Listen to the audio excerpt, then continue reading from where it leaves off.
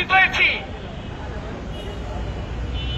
সাবেক স্বরাষ্ট্র প্রতিমন্ত্রী, সফল স্বরাষ্ট্র প্রতিমন্ত্রী দেশনায়ক তারেক রহমানের বিশ্বস্ত হাতিয়ার। আপনারা জানেন খুনি স্বৈরাচার হাসিনা সরকার তাকে দীর্ঘ 17টি বছর একটানা কারারুদ্ধ করে রেখেছিল। তার 3টি মামলায় ফাঁসি ছিল, 3টি মামলায় তাকে অবৈধভাবে যাবজ্জীবন কারাদণ্ডে দণ্ডিত করেছিল। আমি ইয়াকুব সরকার তার প্রিয় মানব ছোট ভাই তার সাথে পাশাপাশি রুমে প্রায় 6 মাস একটানা কারাবরণ করেছি। সারাদিন বাবর ভাই আমাকে সাথে নিয়ে ঘুরতেন, আমি দেখেছি তিনি অত্যন্ত পরহেজগার লোক ছিলেন। সারাদিন রুমের মধ্যে কোরআন এবং হাদিসের চর্চা করতেন, আমি তার বাস্তব সাক্ষী। বাবর ভাই ধর্মপরায়ণ নেতা ছিলেন। কারাগারে আমরা যারা 17 বছর বিভিন্নভাবে গ্রেফতার হয়ে কারাবরণ করেছি, আমরা দেখেছি প্রতিটি নেতা কর্মীকে বাবর ভাই তার যথাসাধ্য করেছেন।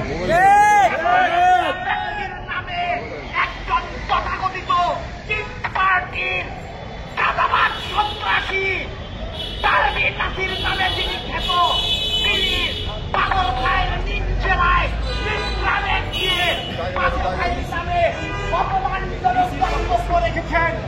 আমরা তার তীব্র নিন্দা জানাই।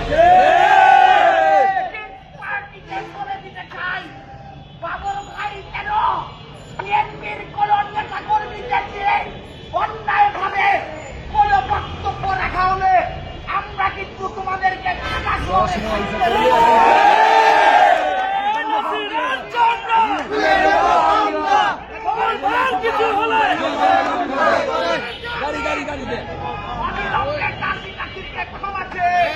বাবর ভাইয়ের নামে যে বক্তব্য রেখেছেন তার প্রত্যাহার করার জন্য আহ্বান জানিয়ে আমার বক্তব্য শেষ করছি। আল্লাহ হাফেজ। বাংলাদেশ জিন্দাবাদ। দেশনায়ক তারেক রহমান জিন্দাবাদ। জিন্দাবাদ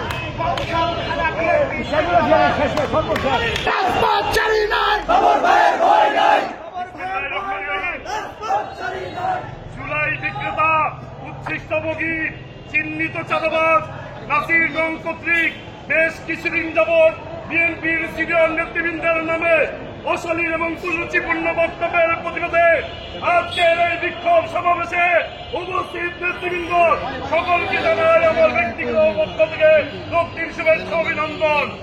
আজকের এই তাৎক্ষণিক বিক্ষোভ সমাবেশে আপনারা যারা উপস্থিত হয়েছেন আপনাদেরকে ধন্যবাদ জানাই, কৃতজ্ঞতা প্রকাশ করছি। আমি এই নাসিরগঞ্জের উদ্দেশ্যে বলতে চাই, বেশ কিছুদিন যাবৎ কিন্তু বিএনপির সিনিয়র নেতৃবৃন্দের নামে অশালীন এবং কুরুচিপূর্ণ বক্তব্য রেখে গেছে। আমাদের নেতৃবৃন্দ কিন্তু আমাদেরকে ধৈর্য ধারণ করতে বলেছে, বিধায় আমরা ধৈর্য ধারণ করে আছি। আমাদের নেতৃবৃন্দ যদি ঘোষণা দেয় ঢাকার মাটিতে থাকার কোন সময় থাকবে না, ঢাকার মাটি থেকে তোমাদেরকে নিশ্চিন্ন করে দেওয়া হবে।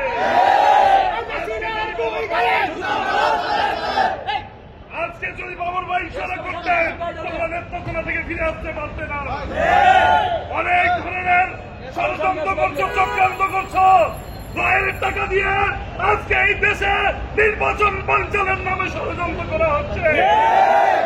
কারণ এই নাসিরগঞ্জরা জানে ঢাকা শহর কেন, ঢাকা বাংলাদেশের যে কোনো প্রান্তে একটি ইউনিয়ন পরিষদের নির্বাচন করে তারা জয়ী হতে পারবে না, তাদের জামানত বাজেয়াপ্ত হয়ে যাবে।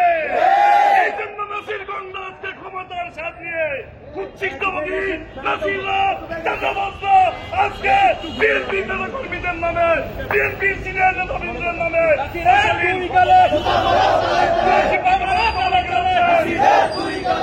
নাসিরগঞ্জের হুঁশিয়ার করে বলতে চাই, আর যদি বিএনপির কোন সিনিয়র নেতাদের নামে কোন ধরনের গুরুত্বপূর্ণ বক্তব্য রাখা হয় ঢাকার মাটিতে তোমাদের কোন ঘোষণা করা হবে।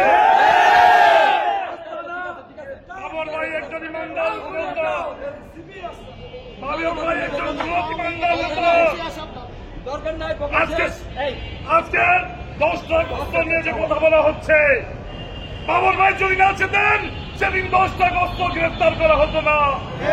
এই ফ্যাসিবাদ সরকার বাবর ভাইকে এই 10টা গস্ত দিয়ে দীর্ঘ 17 বছর কারাগারে নির্মম নির্যাতন করেছেন। তাকে ক্যাঙ্গারু আদালত কর্তৃক ফাঁসির রায়ে দণ্ডিত করে রেখেছিলেন। আমরা জুলাই যোদ্ধা কিন্তু তোমাদের ভাবেন নয়, আমরাও কিন্তু জুলাই যোদ্ধায় প্রথম সারি থেকে নেতৃত্ব দিয়েছি। আমরা কিন্তু জুলাই যোদ্ধা বিক্রি করে চলছি না। তোমাদেরকে হুঁশিয়ার করে বলতে চাই, এখনো সময় আছে। যদি সঠিক পথে না আসো, তোমাদেরকে তার ভাঙ্গা জবাব দেওয়া হবে। যেখানে পাবে তোমাদেরকে উত্তম মাধ্যম দেওয়া হবে।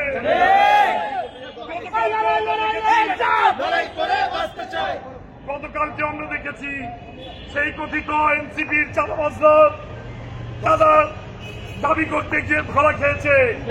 এমনি ভাবে সরকারের বিভিন্ন প্রতিষ্ঠানে লুকিয়ে থেকে তারা বিভিন্ন ভাবে চাঁদাবাজি করছে এবং এই দায়ভার বিএনপির উপর চাপিয়ে দেওয়ার চেষ্টা করছে। আপনারা দেখেছেন কিছুদিন আগেও বিচ্ছদে একটি দুর্ঘটনা, একটি একটি ঘটনাকে কেন্দ্র করে সারা বাংলাদেশে বিএনপির উপর তারা যে ধরনের ন্যাক্কারজনক ঘটনা ঘটিয়েছে, আমরা যদি প্রতিহত করতাম একজনও ফিরে যেতে করতেন না। তাই বলতে চাই, কালো আফ্রিকার স্বেচ্ছাসেবকদের